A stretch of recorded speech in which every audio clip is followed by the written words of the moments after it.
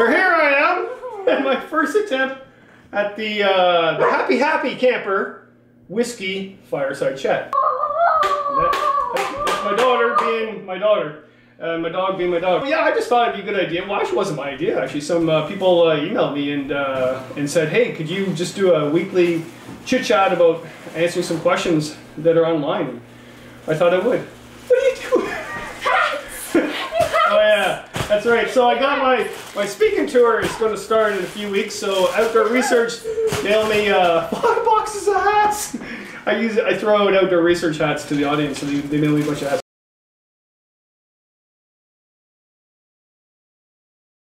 Oh yeah, so it's a whiskey side chat, so I'm hoping for a whiskey sponsor if you're wondering.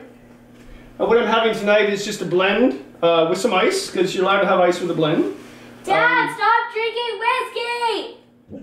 Taking this bottle away. So, 2 questions, big questions this week. One was, what happened to those guys on the ice?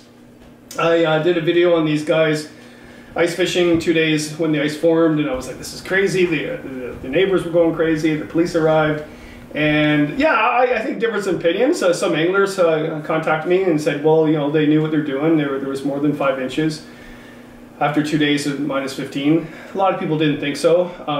They went out fishing after that for a number of days. Hope they caught fish. Even the dog's upset. Yeah, and different opinions. I just wouldn't do it. I know an ATV went through Simcoe the other day.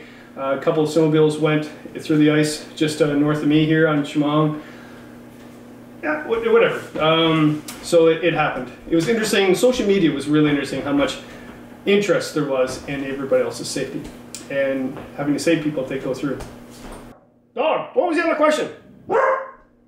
Oh yeah, the snow trucker tents. Everybody's asking me, where do you get these snow trucker tents? Because I live in Canada. Excuse me, I have to have a sip of whiskey because my daughter took all of them. Attack Kyla, she's a whiskey stealer. So, yeah, snow trucker tents. You can only get them from Dwayne at Snow Trucker. He lives in the States. He doesn't sell them to stores. It's a mom and pop business, and this is probably why it's a good business. And yeah, it costs a bit of money to get it mailed to you, especially if you live in Canada. So I can see that. A couple other options. Canadian Outdoor Equipment has hot tents. I can't pronounce them right, but they're in Quebec. They're a little cheaper, a little different style though. Have a look at them. Oh, the snowshoes are falling. It's a good thing she took the whiskey away. I would maybe think about renting one. There's a couple outfitters now that are starting to rent one because everybody's really into this hot tent thing. Go to your local outdoor store and suggest they rent them. Because really, if you're only going to go out for 1 week in a year, you don't want to pay $1,000 plus for a hot tent. I mean, I would, because I love hot tenting, but I go with them more than once a year.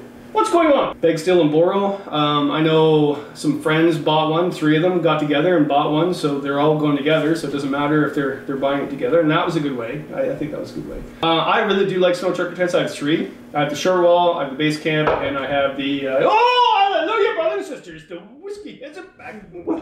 Forget the other question. Yeah, get yourself a hot tent, give it a try, no matter how you get one, give it a try. You'll love winter. Winter will go a lot quicker. And the ice is getting solid now because it's -26 up here and the wind's blowing. So I think the snowmobiles will out soon. Cheers. Happy camper, whiskey, fireside chat, #1.